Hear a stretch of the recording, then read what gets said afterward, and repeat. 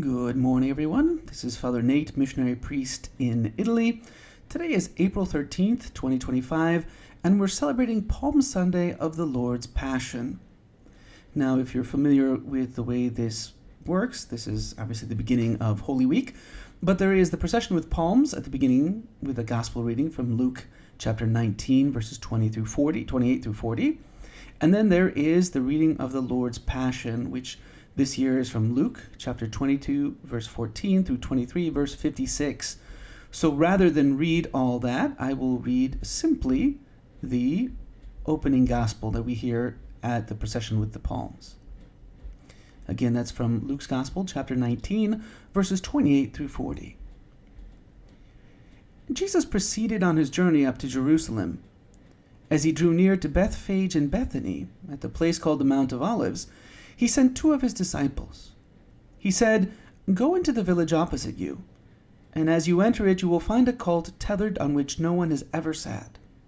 Untie it and bring it here. And if anyone should ask you, 'Why are you untying it?'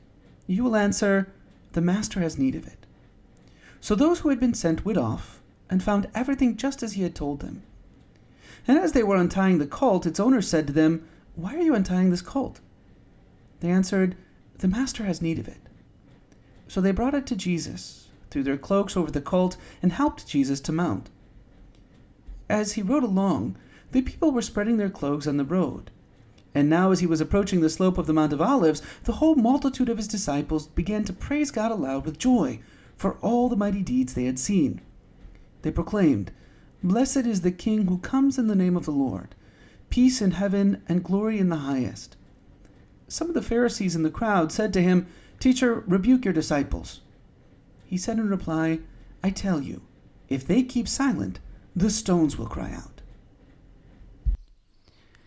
It's interesting to note that today, for Palm Sunday, the Roman Missal, that's the book that guides the celebration of the Mass and gives all the rubrics for the celebrations, that book instructs the priest, after the narrative of the Passion, a brief homily should take place, if appropriate. A period of silence may also be observed. It calls our attention that for a Sunday Mass, and one that's almost always very well attended, the Church directly tells the priest that it's okay for him not to say anything at all. That it's okay for there just to be silence after we hear the Passion. It's as though the readings speak for themselves, or that in his suffering and death, Christ has already told us everything that really needs to be said about God, about his love for us, and about our dignity. In a sense, after the Passion, there's nothing left to be said. In the Church's instructions, we can see clearly the point of our Palm Sunday celebration. In a few days, we will relive the Lord's Passion, death, and resurrection. These events are truly the center, not just of our liturgical year, but also of our lives, our world, and human history.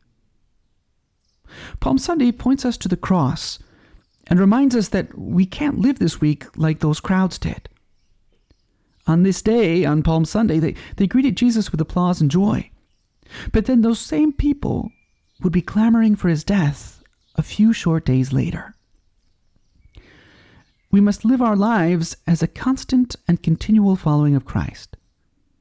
In this week, we must really try to draw near to Christ, to take up our crosses and follow him. That option for silence instead of a homily is really the Church's way of shouting at us that we need to turn to Christ, to seek him and only him. Holy Week is the time to turn to God all the more fervently. And so today, through the intercession of Mary, Our Lady of Sorrows, let's ask for the grace to truly live out this Holy Week as the time to draw near to Christ and embrace our crosses.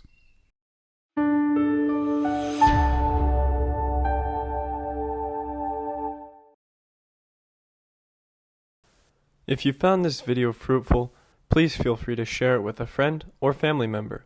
Or if you would like to learn more about our missionary priests throughout the world and how to support them, please visit iveamerica.org.